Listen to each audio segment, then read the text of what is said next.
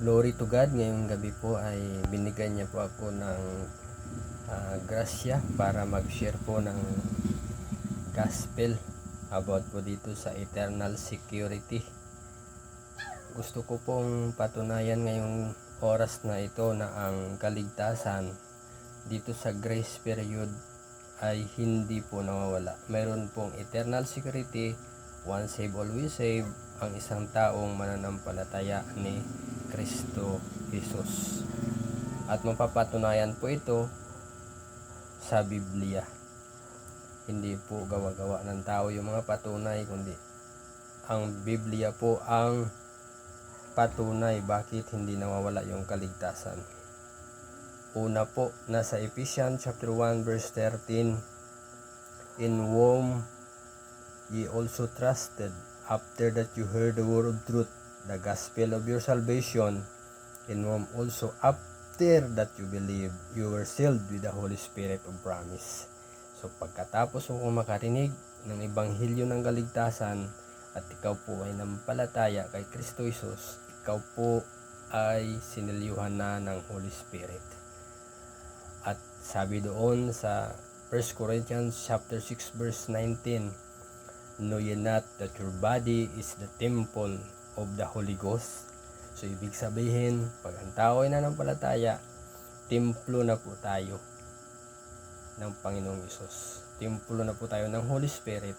At yung King po natin, kasi temple po yan, yung King natin sa ating katawan ay si Jesus Christ. So sino pa po ang makakaagaw ng kaligtasan natin? At doon po sa John chapter 10, ay sabi po doon, si Jesus Christ mismo ang nagbigay sa atin ng kaligtasan. Sa John chapter 10 verse 27, my sheep hear my voice, and I know them, and they follow me, and I give them eternal life, and they shall never perish, neither shall any man pluck them out of my hand. So, hawak po tayo ng Panginoong Hesus. Wala pong makakaagaw sa atin. Dahil siya po ay makapangyarihan. At sabi po dun sa verse 29, my Father, which give me, is greater than all, and no man is able to pluck them out of my Father's hand. So, hawak tayo ng Panginoong Hesus. Hawak din po tayo ng God the Father. At sabi sa verse 30, I and my Father are one. So napaka solid, wala pong makakuha, walang makakaagaw kahit sino, walang makakuha ng ating kaligtasan dahil ang nagbigay po nito ay si Jesus Christ at ang Panginoon na God the Father. At doon po sa John chapter 3 verse 16, sabi niya dito sa verse 16, sabi niya, for God so loved the world that He gave His only begotten Son, that whosoever believeth in Him should not perish, but have everlasting life. So everlasting life po, wala pong binigay ang Panginoon na kalahati. Everlasting life. Kaya ang kaligtasan po natin ay everlasting. Hindi po nawawala, hindi po napuputol, kundi everlasting. Ang sabi niya sa John chapter 3 verse 3, verily, verily, I say unto thee, except a man be born again, he cannot see the kingdom of God. Sa verse 5, Jesus answered, verily, verily, I say unto thee, except a man be born of water and of spirit, he cannot enter into the kingdom of God. Sa verse 7, marvel not that I said unto thee, you must be born again. So, sa panahon natin ngayon, kung ikaw po ay manampalataya, ikaw po ay maborn again, at kailangan mo pong maborn again para ikaw po ay makakita sa kaharian ng Diyos pag tayo po ay kinuha ng niya.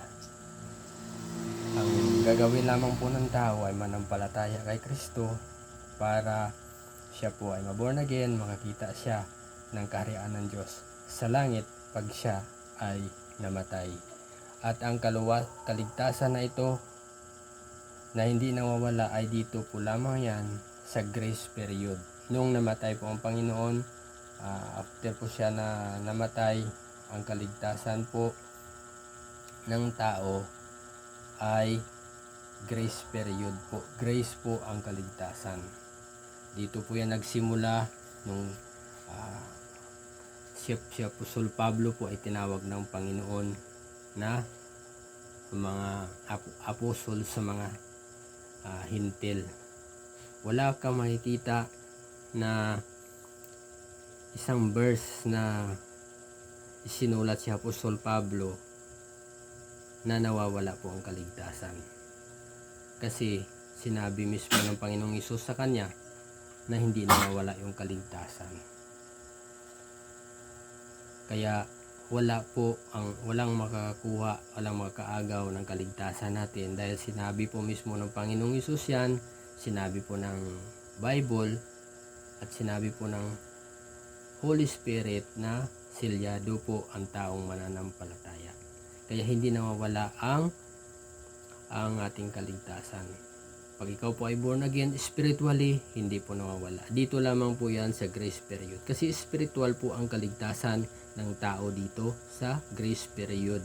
Hindi po katulad sa mga tao dito sa Old Testament na ang kaligtasan po dito ay physical. Ibig sabihin, yung pananampalataya mo ay i-perform mo at gawin mo kung ano yung inuutos ng Panginoon. Kaya sabi ng Roma chapter 5 ay nung nagkasala po si Adan at Eva, ang lahat po ay makasalanan. At dahil sa kasalanan, ang tao po ay nagiging spiritual death po sa harapan ng Diyos. Wala po silang spirit dahil nagkasala po si Adan. At yung tao po dati ay spiritual. Yan po. Pero nung nawala po ang spirit, soul and body lamang po, death spiritually po sila. Kaya kailangan nilang sumunod kung ano yung mga order at mga instruction ng Panginoon sa pamamagitan po ng mga propeta, sa pamamagitan po ng mga patriarchs at sa mga law na sulat po doon specific kung anong gagawin nila para sila po ay makatanggap ng kaligtasan. At yun po ang pamaraan ng kaligtasan dito sa Old Testament. Nawawala po yan pag hindi ka nagrepent, hindi ka nag-offer kung ano yung nakasaad sa law. At ganoon din po ang mangyayari dito sa tribulation period at sa millennial reign. Mayroon po yung mga works, kaya hindi po sila once saved always saved dahil yan po ay panahon na ng tribulation at millennial reign. Hindi na po yan part ng grace period, kaya nawawala po ang kaligtasan dyan.